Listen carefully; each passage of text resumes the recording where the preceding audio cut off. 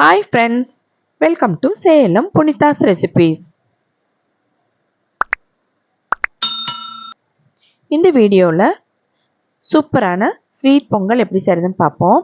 இது வந்து கோயிலில் கொடுக்குற அதே மாதிரியான ஸ்வீட் பொங்கல். இது அதே டேஸ்ட், அதே மனம்.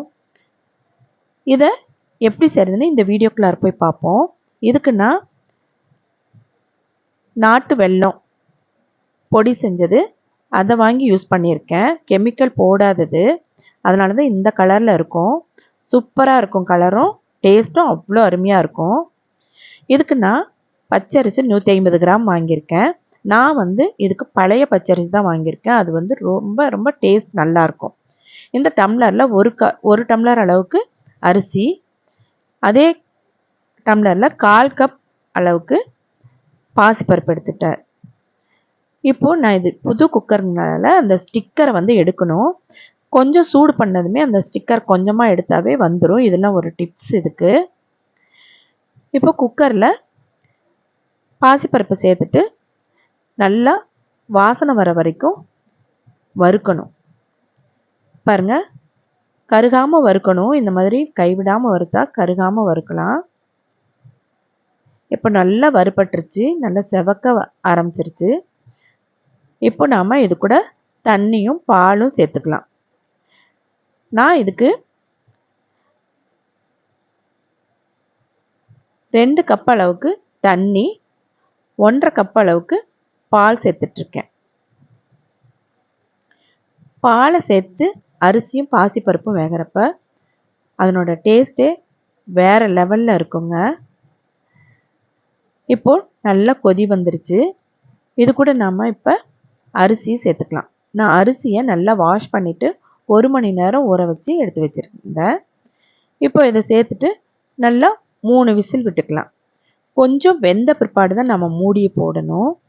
ஏன்னா ஃபஸ்ட்லேயே போட்டால் நல்லா பொங்கி வந்து அரிசி பருப்புலாம் வந்து அடைச்சிரும். அதனால் நம்ம ஓரளவுக்கு வெந்த பிற்பாடு ஒரு விசில் விட்டுட்டு நம்ம சிம்மில் வச்சு திரும்ப 2 விசில் விட்டுக்கலாம். அதே சமயத்தில் ஒரு குட்டி வாணலியில் நெய் சேர்த்துட்டு 2 டேபிள் ஸ்பூன் அளவுக்கு நெய் சேர்த்துட்டேன். ஒரு 10-15 முந்திரி உடைச்சி சேர்த்துட்டு அது கூடவே திராட்சை சேர்த்து வறுத்துக்கலாம். எப்பவுமே முந்திரி வறுக்கிறப்ப சிம்மில் வச்சு வறுக்கணும். இளம் சூட்டில் வறுத்தா தான் அது வந்து கிறிஸ்பியாகவே இருக்கும், ரொம்ப நல்லாயிருக்கும். இல்லைன்னா உடனே செவந்துடும். அதே போல் இந்த மாதிரி வெள்ளை பவுடரை தண்ணியில் கரைச்சிக்கலாம். வெள்ளை கரைசல் கரைஞ்சதும் நம்ம அதை எடுத்து வச்சுக்கலாம். இப்போ நல்லா கரைஞ்சிருச்சு, இதை எடுத்து வச்சுக்கலாம். இப்போது குக்கரை ஓப்பன் பண்ணி சாதம் வெந்துருச்சான்னு பார்த்தாச்சு. சாதம் வெந்துருச்சு. நம்ம நல்லா குழைய வேணும் அப்படின்னா நல்லா மசிச்சு விட்டுக்கலாம் கரண்டியிலேயே. நான் குழைய செய்யலை. இதை வந்து கொஞ்சம் சாதமாக இருக்கட்டும், மென்று சாப்பிட்ற மாதிரி இருக்கணும்னா நான் அப்படியே விட்டுட்டேன். இப்போ நம்ம அதுலேயே வெள்ளை கரைசலை வடிகட்டி சேர்த்துக்கலாம். பாருங்கள், எவ்வளோ டார்க் கலர் இருக்குது. இந்த அளவுக்கு வெள்ளை கரைசல் போதும். இப்போது நாம் நல்லா கலந்து விட்டுக்கலாம். பாருங்கள், சூப்பராக நல்லா டார்க்காக இருக்குது. இப்போ நம்ம இதை அடுப்பில் வச்சு வேக வைக்கலாம். பாருங்க, நல்லா வெந்துட்டுருக்கு. நல்லா கொஞ்சம் மசிச்சு விட்டுக்கலாம்.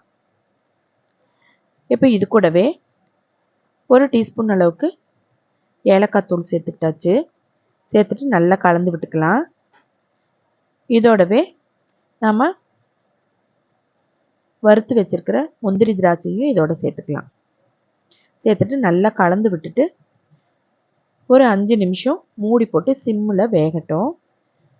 நல்லா முந்திரி திராட்சை, ஏலக்காய் தூள் இதெல்லாம் சேர்ந்து வேகிறப்ப நல்ல வாசனையாக இருக்கும், நெய் பிரிஞ்சு வரும். இது கூட நாம் ஒரு சின்னதாக பச்சை கற்பூரம் அதையும் பொடிச்சு இதோட சேர்த்துக்கலாம்.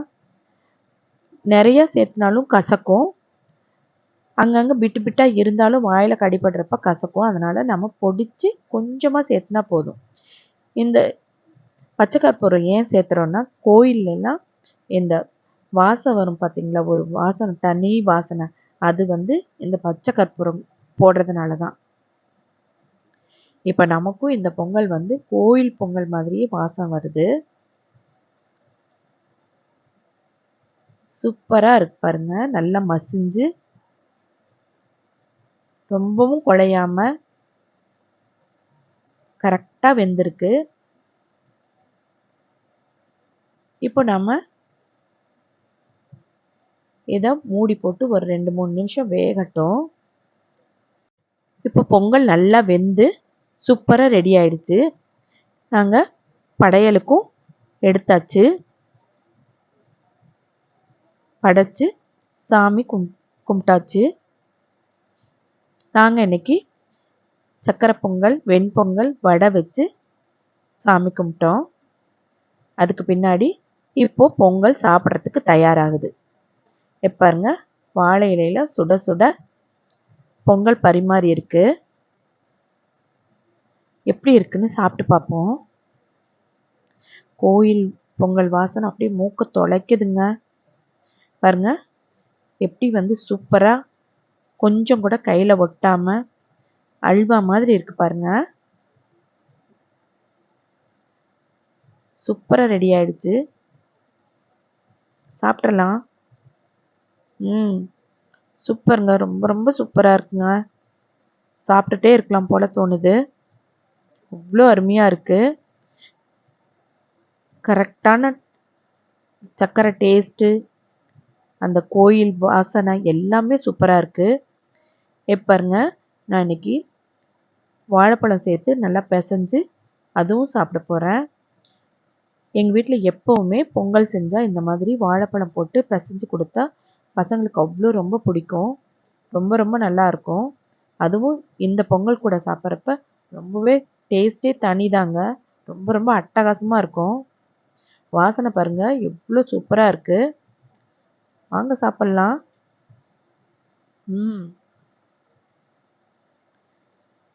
அட்டகாசமாக இருக்குங்க. வீட்டில் நீங்களும் இதே மாதிரியே செஞ்சு சாப்பிட்டு பாருங்கள். அப்போ தான் தெரியும் நான் ஏன் இப்படி சொல்கிறேன் அப்படின்னு. சாப்பிட்டு பார்த்துட்டு எப்படி இருக்குன்னு கமெண்ட் பாக்ஸில் கமெண்ட் பண்ணுங்கள். என்னோட சேனலை சப்ஸ்கிரைப் பண்ணாதவங்க சப்ஸ்கிரைப் பண்ணுங்கள். ஃப்ரெண்ட்ஸ் அண்ட் ரிலேட்டிவ்ஸ்க்கு ஷேர் பண்ணுங்கள். பிடிச்சிருந்தா லைக் பண்ணுங்கள். என்னோடய வீடியோஸ்லாம் உங்களுக்கு யூஸ்ஃபுல்லாக இருக்கும்னு நினைக்கிறேன். இன்னொரு வீடியோவில் மீட் பண்ணலாம். தேங்க்யூ ஃபார் வாட்சிங்.